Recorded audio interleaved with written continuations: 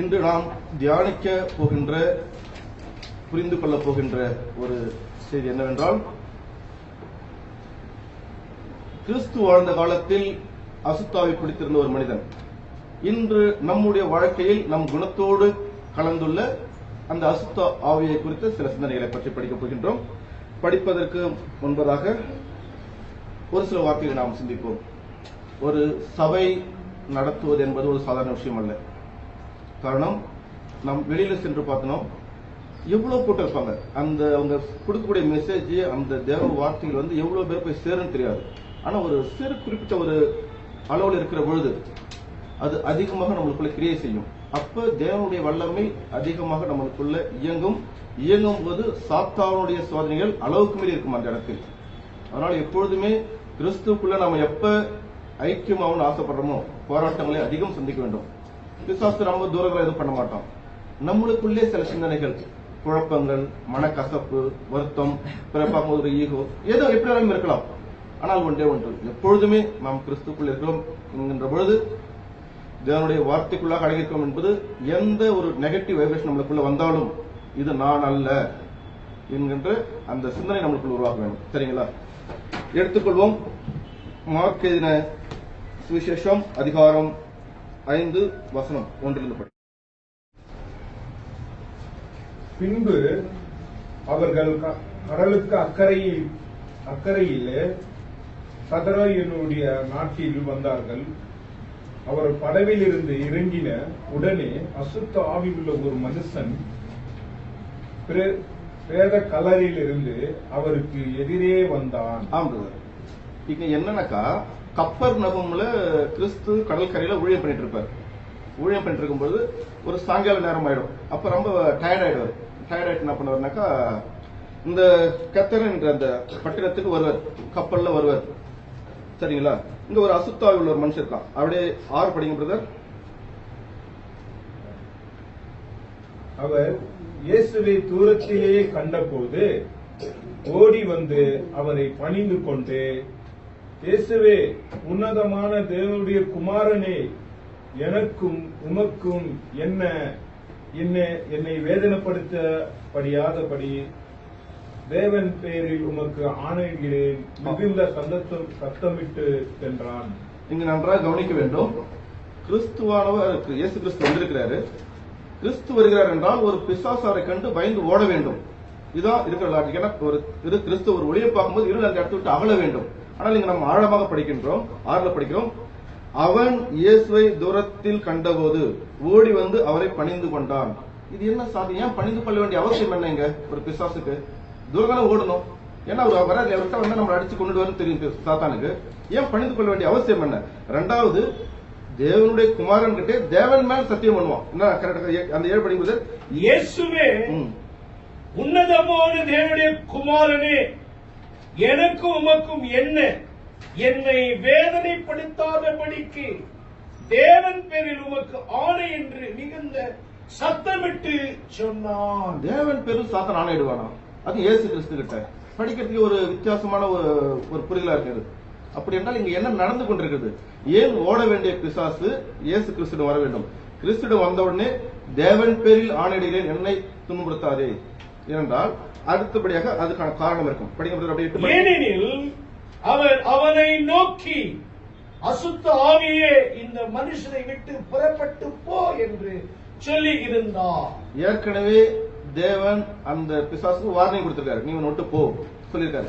அப்ப என்னங்க நடக்குதுனாக்கா, 2வது முறை வந்தாருன்னா அவர் டோட்டலா அவனுக்கு அழிச்சிருவாருனாக்கா திரும்பி வர முடியாத இடத்துக்கு அனுப்பிடுவார். அதனால தான் தேவன் பேர்ல கேட்டான். ஏன்னா அதே இந்த அதிகாரத்துள்ள வசனம் நம்ம மத்தேயு எடுக்காதீங்க, மத்தேயு 8ஆம் அதிகாரத்திலேயே வரும், லூக்கா 8லயும் வரும். ஏன் அவன் இப்படி பயந்ததுக்கான காரணம் பார்த்தீங்கன்னாக்கா, லூக்கா 8ஆம் அதிகாரம் 31வது வசனத்தை படிங்க. தங்களை பாதாளத்திலே போக கட்டளையிடும்படிக்கு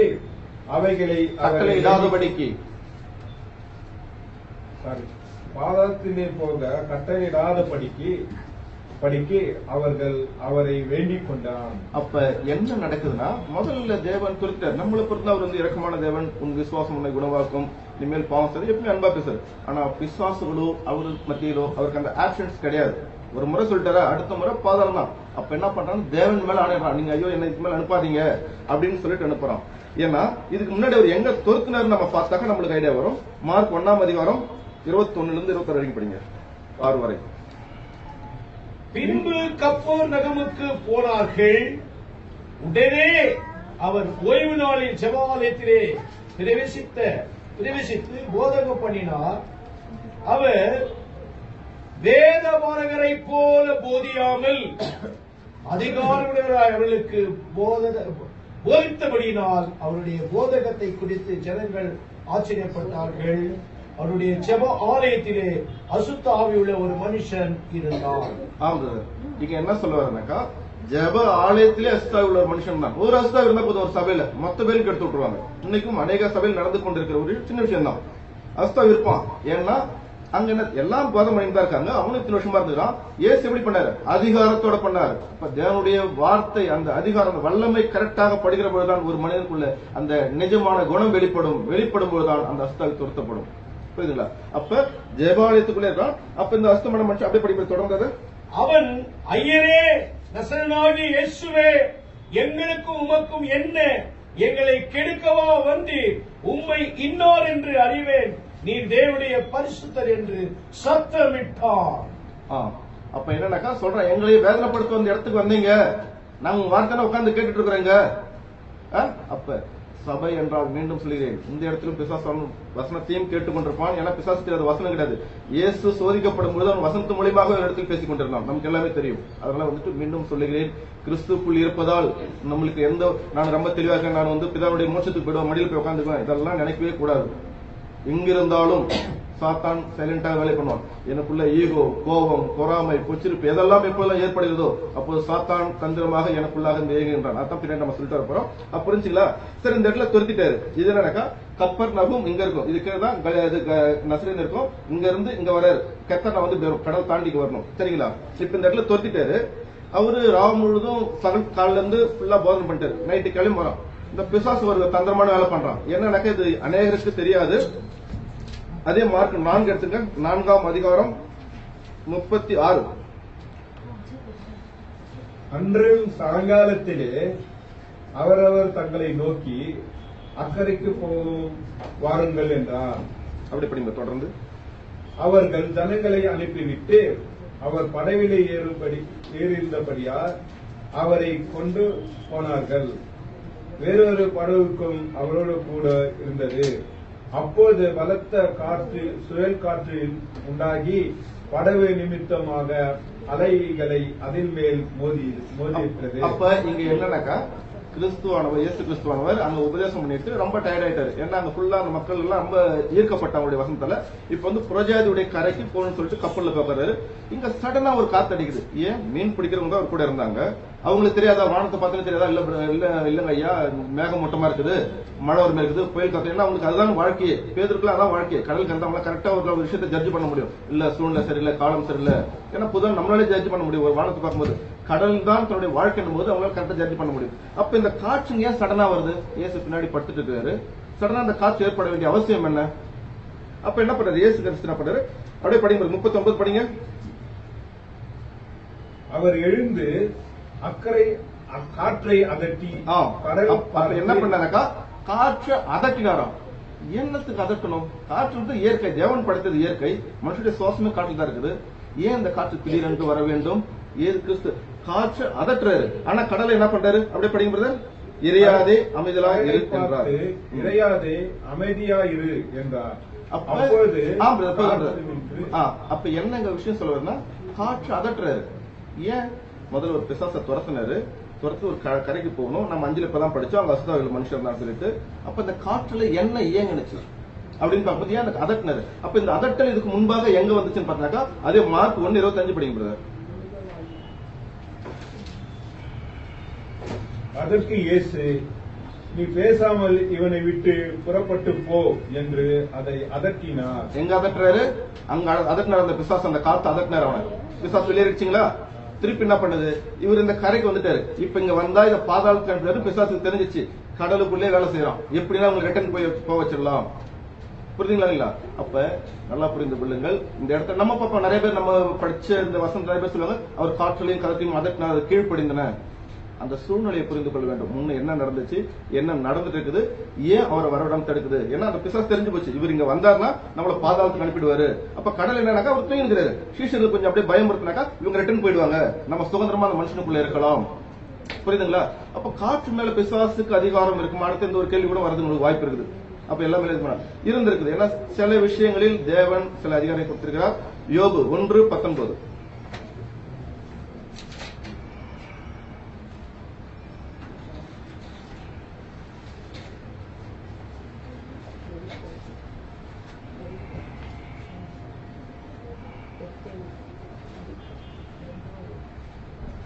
வனாந்திர வழியாய் பெருங்காற்று வந்தது, அந்த வீட்டின் 4 மூலைகளிலும் அடிக்க அது பிள்ளைகளின் மேல் விழுந்ததினால் அவள் இறந்து போனார்கள்.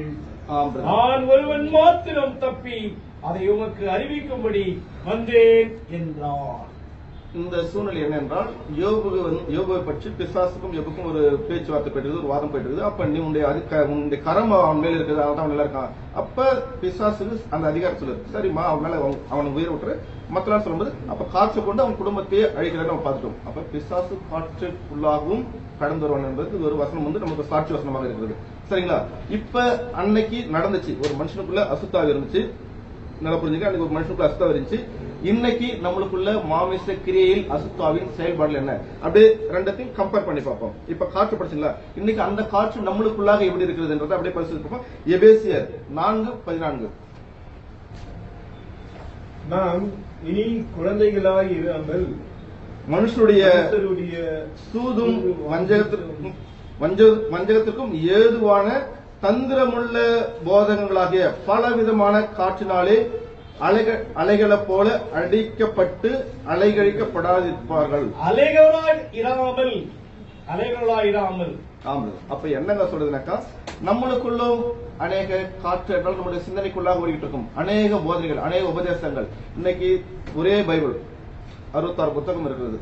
அது நம்ம ஆழமா படிக்க வேண்டியது அப்போஸ்தலர் பணி 2ல தான் கிறிஸ்துவின், அதாவது கிறிஸ்து உயிர்த்து எழுந்ததுக்கு அப்புறம் பேதுரு மூலமாக உலகம் முழுவதும் கொடுக்கப்பட்டதுதான் நமக்கு நாம் படிக்கக்கூடிய இந்த நற்செய்தி.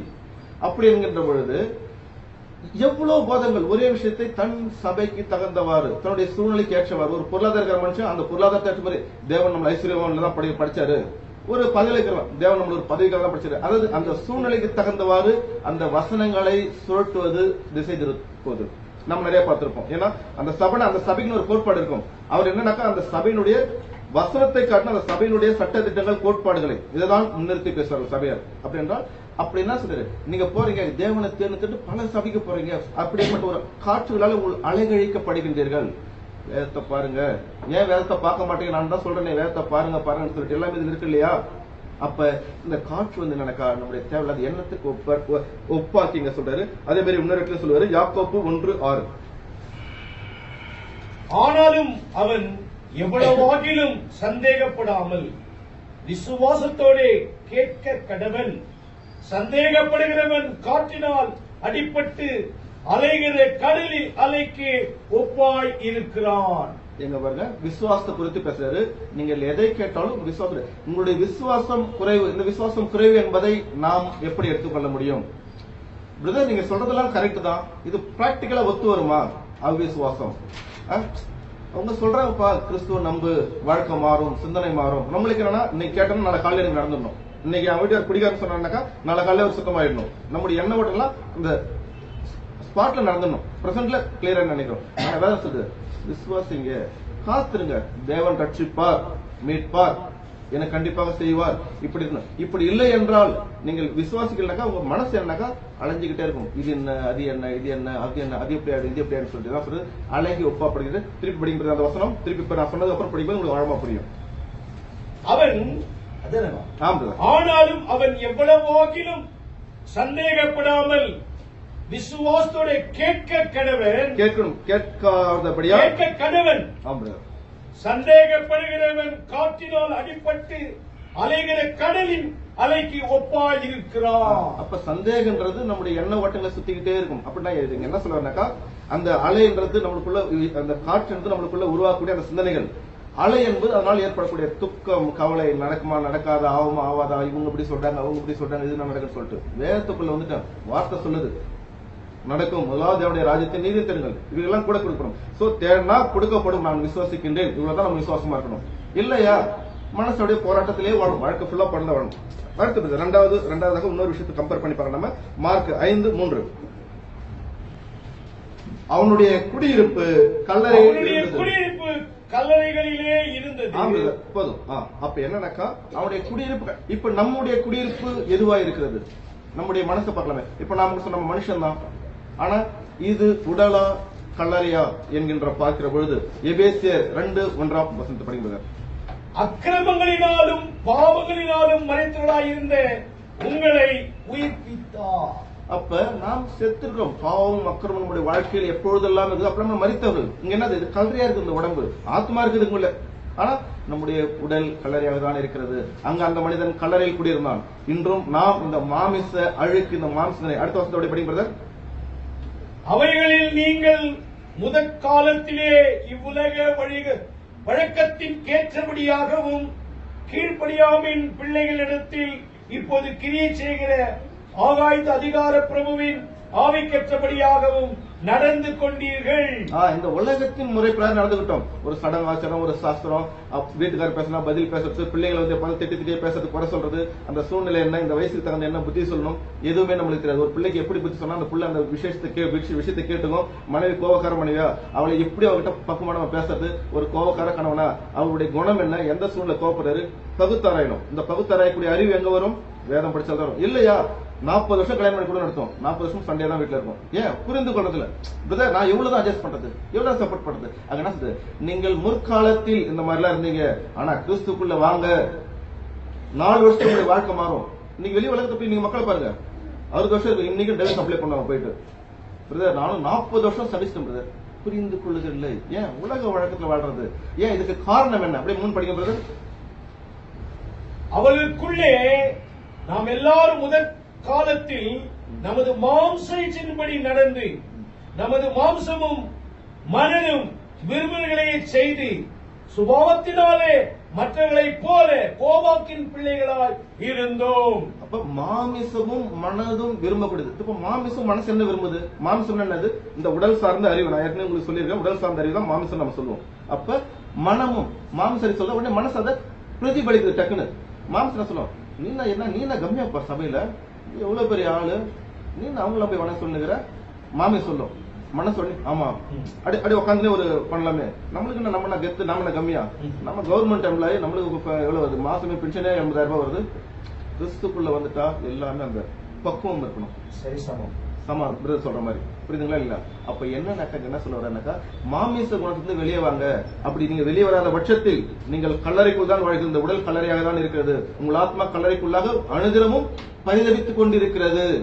எனக்குள் எப்பொழுதெல்லாம் நான் முன்னாடி சொன்னதுதான் கோபம், வெறுப்பு, பொறாமை, பச்சரிப்பு, ஈகோ, நான் என்ற அகங்காரம், தற்பெருமை எப்பொழுதெல்லாம் வருகிறதோ அப்பொழுதெல்லாம் இந்த உடல் அல்ல, இது கல்லறையாக இருக்கின்றது. புரிந்து கொள்ள வேண்டும். அப்படின்றால் இந்த கல்லறையில பிணமாக நான் பேசிக் கொண்டிருக்கிறேன், மனிதனாக பேசல. இதுதான் சொல்லுவார் லூக்கா எழுதின சுவிசேஷம் 9ஆம் வசனம் 9ஆம் அதிகாரம் 60வது வசனம். 9ஆவது அதிகாரம் 60வது வசனம்.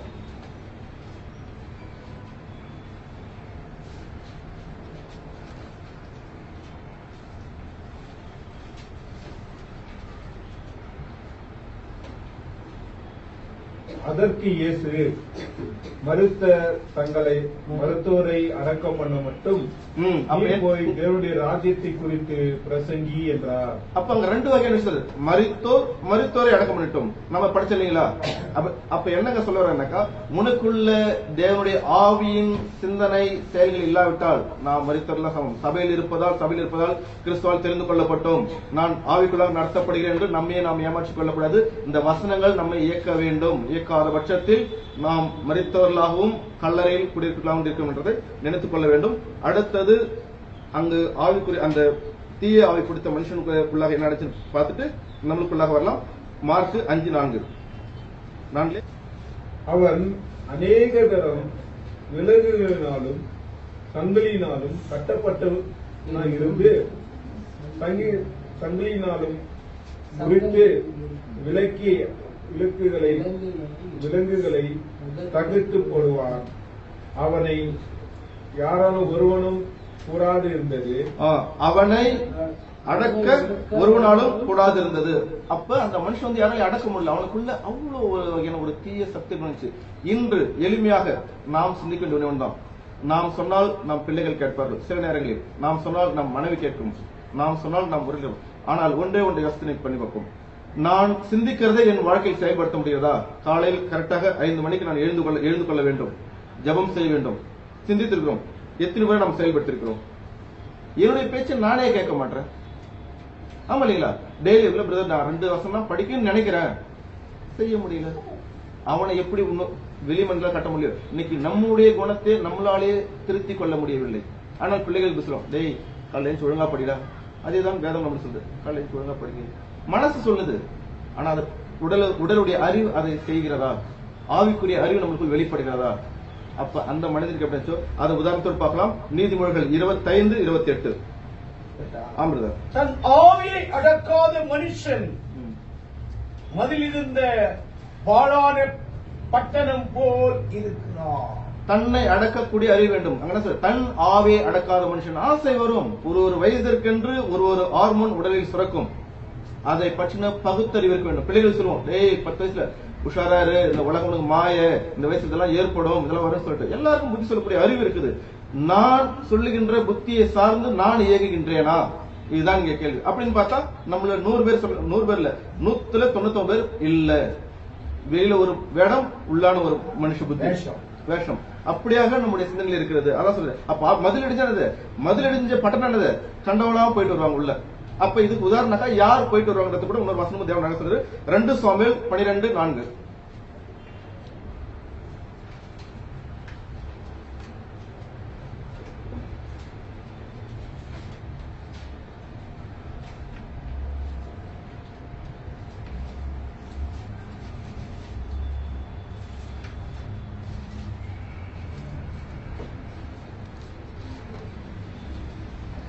அந்த ஐஸ்வர்யவானிடத்தில் வழிப்போக்கன் ஒருவன் வந்தான். அவன் தன்னிடத்தில் வந்த வழிப்போக்கனுக்கு சமையல் பண்ணுவிக்க தன்னுடைய ஆடு மாடுகளின் ஒன்றை பிடிக்க மனதில்லாமல் அந்த தனியனுடைய ஆட்டுக்குட்டியை பிடித்து அதை தன்னிடத்தில் வந்த மனுஷனுக்கு சமையல் பண்ணுவித்தான். இந்த கதை நம்மளுக்கு எல்லாருக்குமே தெரியும். தாவீது ராஜா வந்துட்டு அப்படின்னா மொட்டை மாடல போவாரு, ஒரு பச்சை பிடிச்சிட்டு இருப்பாங்க, பாப்பாரு, ஆவி அடக்க முடியல. ஆவி அடக்க முடிச்சு, மதில் உடஞ்சு போச்சு, வழிபாக்கம் உள்ள நுழைஞ்சான். என்ன பண்ணாரு? பாவத்துக்குள் விழுந்தார். தெரியும் இல்லையா? நம்ம படிச்சிருக்கோம்ல இந்த கதை நிறைய முறை. அப்ப எப்பொழுது நம்முடைய ஆவி அடக்கப்படவில்லையோ அப்பொழுது நம்முடைய மதில், அதாவது நம்மளுக்குள்ள வாசல் திறந்து வைக்கப்படும். சாத்தானுடைய குணலட்சணங்கள் அத்தனையும் ஈஸியாக இயங்கும். புரியல? அப்ப நாம இந்த விஷயத்தை புரிந்து நம்மை அடக்க கற்றுக்கொள்ள, நம்முடைய ஆவியை அடக்கட்டும். சிந்தனைகள் வரும். ஒரு பணக்காரனை பார்த்தா நம்ம கார் வாங்கலாமா? ஒரு பொண்ணை பார்த்தா ஐயோ இந்த மாதிரி பொண்ணு கிடைச்சா நல்லா இருக்குமே? ஒரு பையனை பார்த்தா நான் பையன், எல்லாம் வரும். உடனே மைண்ட டைவர்ட் பண்ணுங்க. நான் ஆவிக்குரிய மனுஷன், எனக்குள்ள தேவையில்லாத சிந்தனை வராது. என் பிதாவுக்கு தெரியும் எனக்கு என்ன கொடுக்க வேண்டும் என்று. ஏன்னா கிறிஸ்து அவர்தாமே பாடுபட்டு சோதிக்கப்பட்டபடினால் சோதிக்கப்படுவதற்கு உதவி செய்ய வல்லவரா இருக்கார். நம்ம எபேசியர்ல படிச்சிருப்போம் இயேசு கிறிஸ்து. அப்ப இயேசு பூமியில பாடுபட்டிருக்காரு. என்னுடைய வழி தெரியும், என்னுடைய சூழ்நிலை தெரியும், என்னுடைய பொருளாதாரம் தெரியும், எல்லாம் அவருக்கு தெரியும். இன்னும் அந்த குணம் வருகிற பொழுது நம்முடைய ஆவி அடக்கூடிய அந்த சக்தி நம்மளுக்கு கிடைக்கும். அடுத்த வசனத்துக்குள்ள கடந்து போவோம். மார்க் 5:5. அவன் எப்பொழுதும் இரவும் பகலும் மலைகளிலும் கல்லறைகளிலும் இருந்து கூக்குரல் விட்டு கல்லறையிலே தன்னை காயப்படுத்திக் கொண்டிருந்தான். தன்னை காயப்படுத்திக் கொண்டிருந்தான், அதாவது கல்லினாலே தன்னை காயப்படுத்திக் கொண்டிருந்தான். அப்போ அந்த தீய ஆவி பிடித்த மனிதன் கல்லை எடுத்து தன் உடம்பை கீறிக்கிறான், குத்திக்கிறான். அன்னைக்கு அந்த பிசாசு. இன்னைக்கு நம்மளுக்குள் தீய சக்தி, தீய ஆவி இருக்குது என்றால் நம்மை நாம் எப்படி கண்டுபிடிப்பது? 1 தீமோத்தேயு 6:10. பண ஆசை எல்லா தீமைக்கும் வேறா இருக்கிறது. சிலர் அதை இச்சித்து விசுவாசத்தை விட்டு வழுவி அநேக வேதனைகளினாலே தங்கள் உருவை குத்தி கொள்ளுகிறார்கள். தங்கள் உருவை அன்றைக்கு அந்த பிசாசு பிடித்த மனிதன் பிசிக்கலா தன்னுடைய உடம்பு கிழிச்சுக்கிட்டான், உருவ குத்தி கொண்டோம். இன்று நாமும் நம் உருவை குத்திக் கொள்கிறோம், நம்ம சுவைச்சு பார்ப்போம். அப்படி என்றால் ஆசை, எல்லாத்துக்கும் ஆசைப்படுறது இல்ல பிரதர், உலகத்துல அனுபவிக்கிறது இந்த வாழ்க்கை அனுபவமே ஆசை. ஆசை அந்த ஆசை என்ன பண்ணுறாங்க, மத்தவங்களை பார்த்து பொறாமப்பட செய்யறது, மத்தவங்களை பார்த்து எரிச்சல். நான் அதான் தொடர்ந்து சொல்லுவாங்க. அப்படின்னாக்கா இதுவும் ஒரு வகையான உருவை குத்திக் கொள்வதற்கு சமம். நம்முடைய ஆசையை கட்டுப்படுத்த வேண்டும். தேவன் இருக்கிறார், அவர் எனக்கு தேவையான செய்வார்.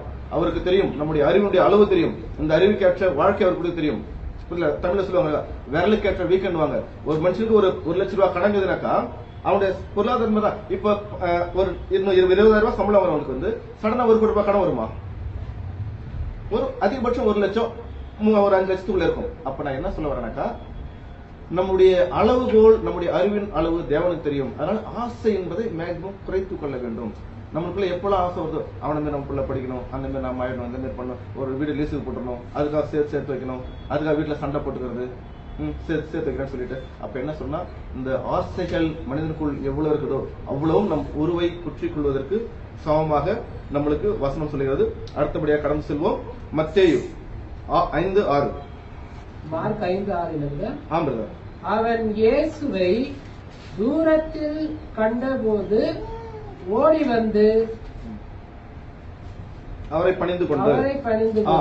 அப்ப என்னன்னாக்கா, தூரத்தில் கிறிஸ்துவை கண்ட உடனே அவன் ஓடி வந்தான். இன்றும் நாம் தியானிக்க வேண்டிய ஒன்று ஒன்றுதான்.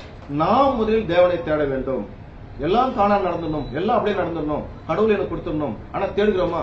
டெய்லி காலையும் மலையும் ஜெபம் பண்றோம், கடவுள் பிதாவே எனக்கு அது வேண்டும், இது வேண்டும், என் பிள்ளை நல்லா இருக்குன்னு சொல்லிட்டு வசனத்தின்படி அவரை தேடுகின்றோமா? இதுதான் சொல்றாரு. ஏன்னா மத்தேயு 7:7 படிக்கிறார். கேளுங்கள் அப்பொழுது கொடுக்கப்படும். கேளுங்கள் அப்பொழுது கொடுக்கப்படும். கேட்கிற பொழுதுதான் கொடுக்கப்படும். தேடுங்கள் அப்பொழுது கண்டறிவீர்கள். அப்ப எல்லாத்துக்குமே அடிப்படை முதல்ல நம்ம கிட்ட தான் ஸ்டார்ட் ஆகணும். கேட்கிறவன் பெற்றுக் கொள்ளுகிறான். அப்ப எல்லாமே அங்கிருந்து வந்துடாது. முதல்ல நம்முடைய படி, நம்முடைய நடை எப்படி இருக்கிறது, நம்முடைய உணர்வு எப்படி இருக்குது, நாம் எப்படி தேடுகின்றோம், நாம் எப்படி கேட்கின்றோம், இது குறித்து எச்சரிக்கையாக இருக்க வேண்டும். சொல்லலையா? தேவன் எல்லாத்தையும் பண்ணோம், போனமா முட்டி போட்டு ஜெபம் பண்ணிட்டு வந்தோமா, நம்முடைய அதாவது வந்து குறைகளை சொல்லக்கூடிய ஒரு இடமாக தான் தேவனுடைய ஆலயம், சபைகள் எல்லாமே இருக்கிறது. அப்படின்றால் என்ன சொன்னா, நீங்க ஃபர்ஸ்ட் போங்க. உணர்வுல கூட சொல்லுவாரு, லூக்கா 12:31. முதலாவது தேவனுடைய ராஜ்யத்தையும் நீதியும் தேடுங்கன்னு சொல்லுவாரு. அப்ப முதலாவது தேடுங்க, ஃபர்ஸ்ட் நீங்க தான் வரணும். அது சொல்றீங்களா? அதுக்கு நிகரான முடிவான வசனமாக யாக்கோப்பு 4:8. தேவனிடத்தில் சேருங்கள் அப்பொழுது சேருவார். தேவனிடத்தில் சேருங்கள் அப்பொழுது சேருவார். பாவிகளே உங்கள் கைகளை சுத்திகிறீர்கள், இருமணம் உள்ளவர்களே உங்களை காத்துக் கொள்ளுங்கள். அப்ப என்னங்க சொல்ல வர்றாரு? தேவனிடத்தில் நீங்கள் சேருங்கள், அவரும் சேருவார், நம்மகிட்ட வருவார். அப்படியே நாம தேவனிடத்தில் சேர மாட்டோம். ஏன்னா ஒரு சபைக்கு ஞாயிற்றுக்கிழமை போனோமா, ஒரு ஆராதனை முடிச்சோமா, ஒரு என்ன நான் ஏமாத்திக்கிறது, சமாதானப்படுத்திக் கொள்கிறது. ஆனால் சேருங்கள், தேடுங்கள். ஏன் சபை இருக்கிறது, ஒரே ஏன் பிரிவினை இருக்கிறது? அப்ப நான் என்னை எப்படி நான் எனக்கான சபையை நான் எப்படி தேடிக்கொள்வேன்? நான் போகின்ற சபையில் எனக்கு சமாதானம் கிடைக்குமா, சந்தோஷம் கிடைக்குமா, என்னுடைய வாழ்க்கையினுடைய பிரச்சனைகளுக்கு ஆறுதல் கிடைக்குமா? வரணும். இன்னைக்கு என்னன்னாக்கா, மக்கள் எல்லாம் நினைக்கிறது ஆசீர்வாதம்னாக்கா இந்த உலகத்துக்குரிய பொருளாதார ஆசீர்வாதம் நினைக்கிறாங்க. முற்றிலும் முட்டாள்தனமான ஒரு கருத்து. தேவன் கொடுக்கக்கூடிய ஆசீர்வாதம் என்பது ஜீவன். புரியுதுங்களா? அப்ப இந்த ஜீவனை கொடுத்தா முதல்ல மனுஷன் தேவனிடத்தில் பிரிவதற்கு காரணம் தன் ஜீவனை பிரிந்தது. அவனுக்கு ஆதாம் கிட்ட என்ன சொன்ன, கனியை சாப்பிடாத, கனியை குப்பிச்சுக்கலாம், சாவே சொன்னார். ஆனா செத்தானா? அங்க என்ன நடந்தது? ஜீவன் பிரிந்து விட்டது.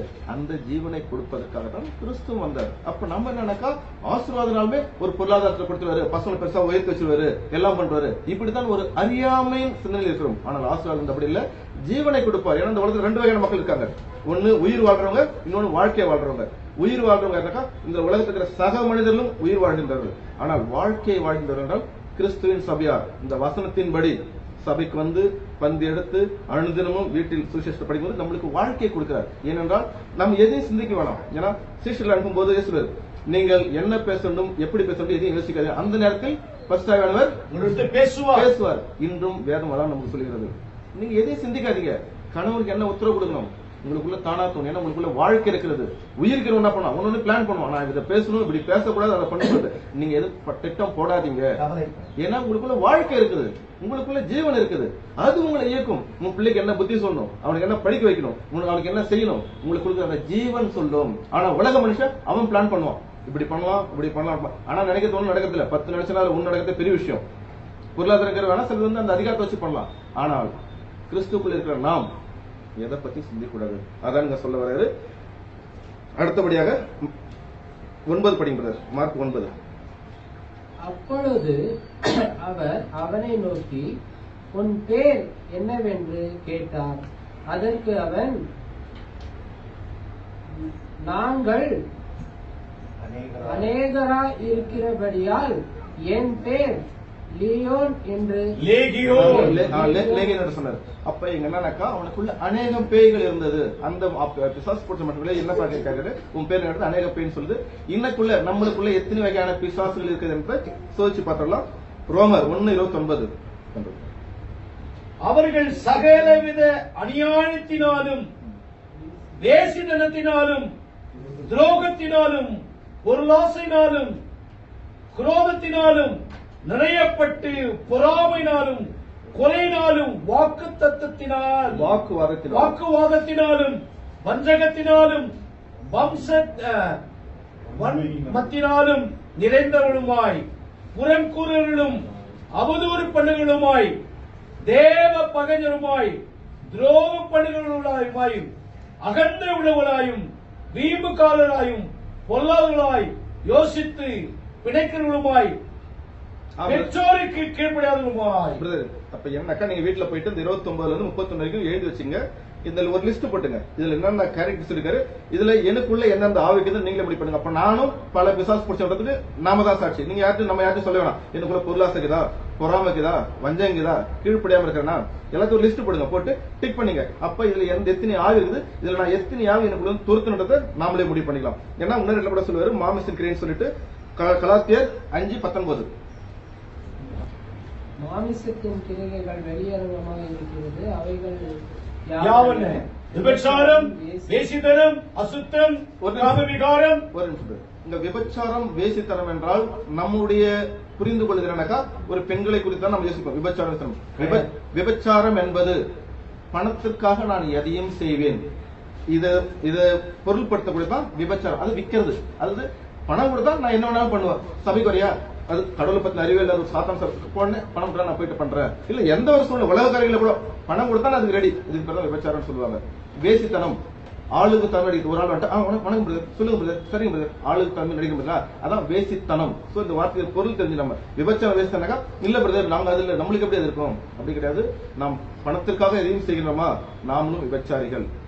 ஆள் பார்த்து பழகின்றோமா, ஆள் பார்த்து நடந்து கொள்றோம்னா நாமளும் மறைமுகமான வேசித்தனம் கொடுக்கறது தான். இதையும் நீங்க 19 இருந்து 20 வரைக்கும் 20 வரைக்கும் மார்க் பண்ணி வச்சுங்க. இதையும் ஒரு லிஸ்ட் போடுங்க. இதுக்குள்ள நாடு இருக்குனாக்கா அப்ப அந்த லேகியன் நம்மளுக்குள்ள எவ்வளவு இருக்குன்னு நம்ம டாட்டா கண்டுபிடிச்சலாம். சரிங்களா? டைம் ஆயிடுச்சு. அடுத்தபடியாக கடந்து செல்வோம். மார்க் 5:12.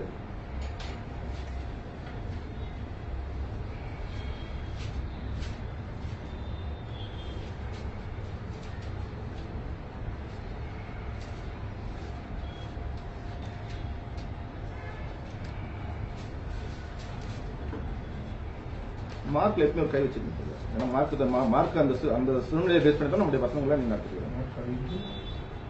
5 அந்த பிசாசுகள் எல்லாம் 12 அவரை நோக்கி பன்னிகளுக்குள்ளே போகும்படி அவைகளுக்குள்ளே எங்களை அனுப்பும் என்று அவரை வேண்டிக் கொண்டனர். அந்த தீய ஆவிங்க சொன்னா எங்களை பண்ணிக்குள்ள அனுப்பி விட்டுருங்க. இப்ப நீங்க துரத்துனாக்கா நாங்க கரெக்டா எங்க போனோம், பாதாளத்துக்கு போனோம். பாதாளத்துக்கு நீங்க பண்ணிக்குள்ள நாங்க அங்க இருந்து அழைக்கிறோம், நான் எங்கேயா போயிருன்னு சொன்னாங்க. இன்று பண்ணி என்றால் பண்ணியுடைய மனுஷனுக்கு கூட அந்த பண்ணியுடைய குணம் இருக்குன்னு சொல்லுவாங்க. மத்தேயு 7:6.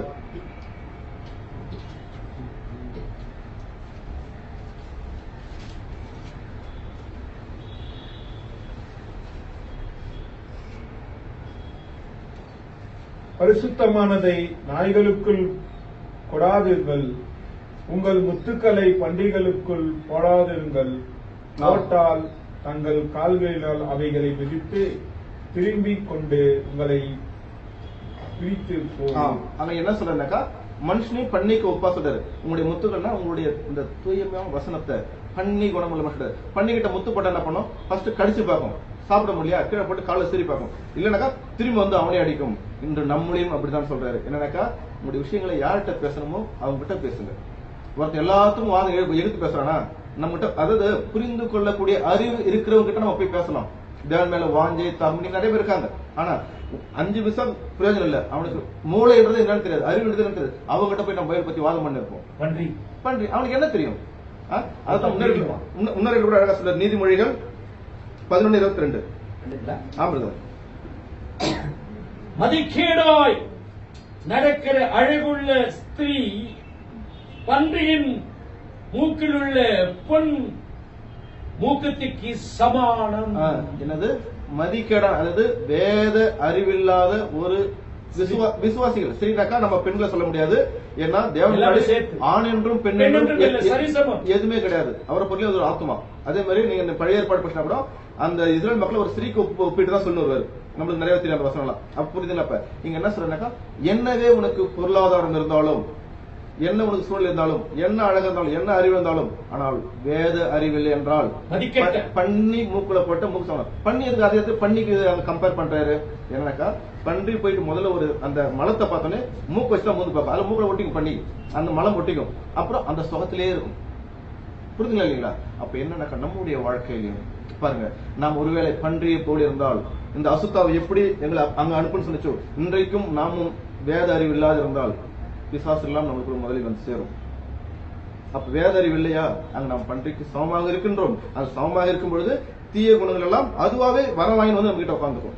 நாம எதையும் தேடி போகலாம், அது நம்ம கிட்ட வந்து சேர்ந்துடும். அப்ப என்னங்க சொல்ல வரேன்னாக்கா, நீங்கள் மனிதலா இருங்க. அந்த பன்னியுடைய குணத்தை உங்களுக்கு வச்சிருக்கீங்க. ஏன்னா ஒரு மனத்தை தேடும், பாவத்தையே தேடும். எப்போதும் தான் அந்த மாம்ச சுகத்தையே தேடிட்டு இருக்கோம். லேடிஸ் பாருங்க, சீரியல பார்த்து அழுதுகிட்டே இருப்பாங்க. அவன் நடிக்கிறான், 4 பேர் கேமரா வச்சு நிக்கிறான், சுத்தி மேக்கப் நினைக்கிறான், ஜூஸ் இதெல்லாம் தெரியாது. அங்க 2 பேர் ஃபீலிங்கா பேசுறாங்க. அதை பார்த்து நீங்க அப்படி கலங்குவாங்க. இது இந்த மாம்ச பலவீனம். ஆண்களுக்கு எப்போதும் கிரைம் பார்த்துக்கிட்டு டிவில அந்த ஒரு என்ன நினைச்சு அவன் எவனை வச்சிருந்தான். இது பெண்களை பொறுத்த சீரியல் எப்படி ஒரு அவங்களுக்கு ஒரு ஹேபியோ, ஆண்களுக்கு இந்த கிரைம் பார்க்கறது ஒரு ஹேபி. புரியுதுங்களா? அப்ப ஆனா ஆண் சொல்லுவாங்க, பொம்பளை சீரியலே பார்த்து இவரு கேட்டா ஊரு கதை உலக கதெல்லாம் படிச்சுட்டு பேப்பர் பார்த்து பைபிள் படினா தெரியாது. ஏன்?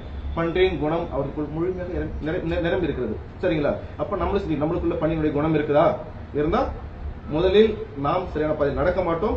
இரண்டாவது, நம்ம அறியாமலே தீய குணங்கள் உள்ள வந்து புகுந்து விடும். சரிங்களா? அடுத்தபடியாக போவோம். மார்க் 5:15.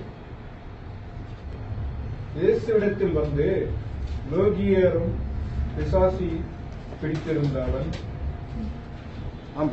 வஸ்திரத்தை உட்கரத்தும் குத்தி தெளிந்தவனாய் கண்டு பயந்தார்கள். இல்ல 15 நான் சொல்லியிருக்கேன்.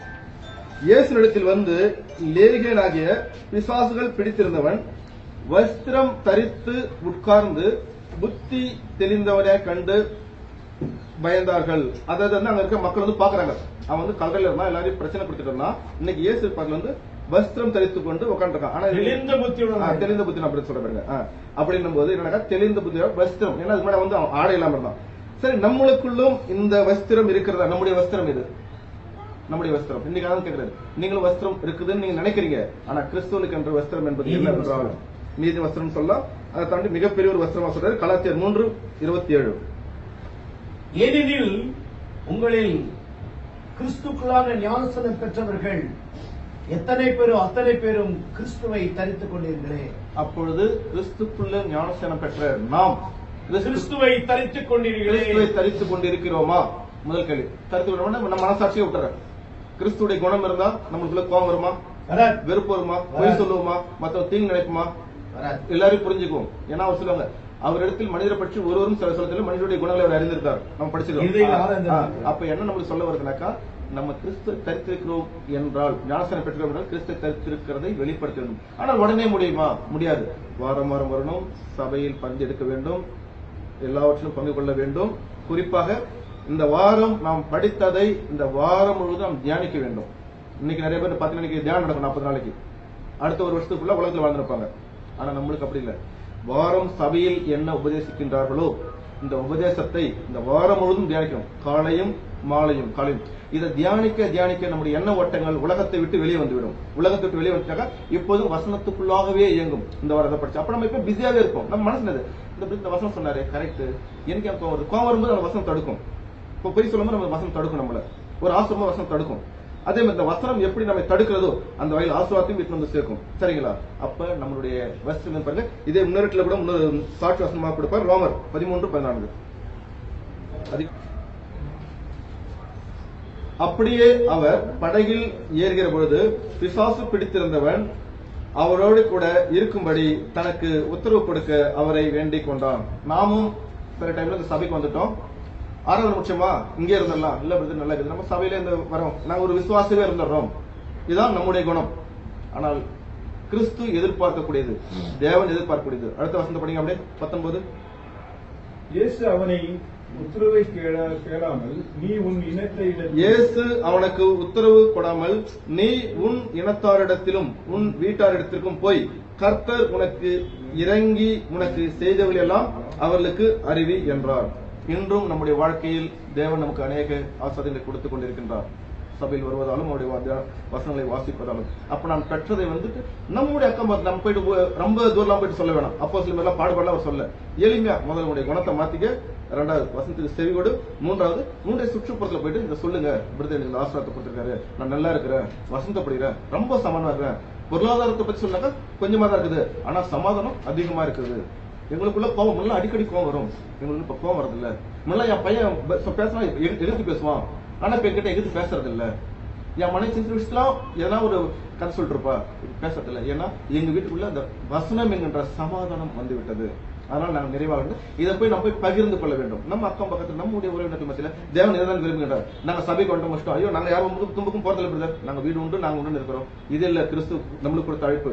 உலகம் எல்லாம் சென்று சகல ஜீவராசு பிதா குமாரன் பரிசுத்த ஞானஸ்நானம் கொடுங்கள், எனக்கு சீஷராக்குங்கள் நம்ம சொல்லியிருக்காரு. மத்திய 28 நீங்க படிச்சா உங்களுக்கு ஒரு கடைசி வசனத்துல. அப்படின்னாக்கா சீஷராக்க வேண்டிய பொறுப்பு முதலில் நாம் சீஷராக வேண்டும், பிறரை சீஷராக்கக்கூடிய பொறுப்பும் கடமையும் நமக்குள் இருக்கிறது. அதனால இன்றைக்கு நாம் பார்த்தது அன்னைக்கு கிறிஸ்து வாழ்ந்த காலத்தில் ஒரு அசுத்த ஆவி பிடித்த மனிதனும் அங்கு நடந்த சூழ்நிலையும், அது இன்றைய காலத்தில் நாம் வாழக்கூடிய நம்முடைய குணத்திற்கும் இரண்டுத்தையும் ஒத்து பார்த்தோம்.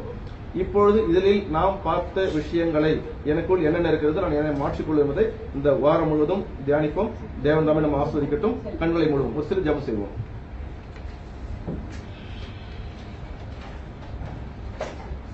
எங்களை அதிகமாக நேசிக்கிற பரலோக பிதாவே, விண்ணுக்கும் மண்ணுக்கும் ஆண்டவரே, ஸ்தோத்திரம்.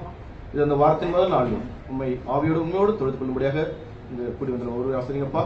அப்பா பிதாவே, இன்று நாங்கள் கேட்ட சிந்தித்த தியானித்த வார்த்தைகளை நீர் கவனித்து தந்தே. பிதாவே, உடைய குமாரன் மூலியமாக அன்று நடந்த நிகழ்ச்சியை இன்று எங்களுடைய வாழ்க்கையோடு நாங்கள் ஒத்து பார்த்தோம் தந்தை.